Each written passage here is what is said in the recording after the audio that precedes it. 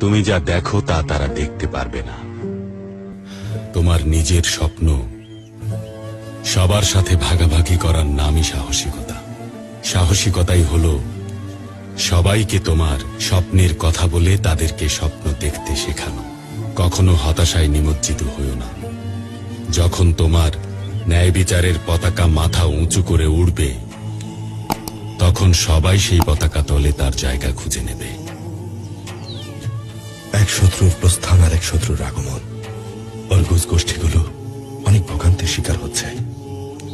তোমার খুশি হওয়া উচিত বাবা, কারণ তারা যদি তোমার সাথে চলমান যুদ্ধ থামিয়ে দিত, তাহলে তুমি দেখতে যে তোমার অস্তিত্ব একেবারেই মূল্যহীন। তুমি ধীরে ধীরে তোমার ভেতর ধারণ করা সমস্ত বিশ্বাসকে হারিয়ে ফেলতে।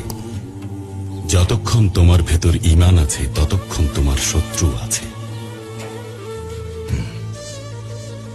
আলহামদুলিল্লাহ, এখন শান্তি লাগছে।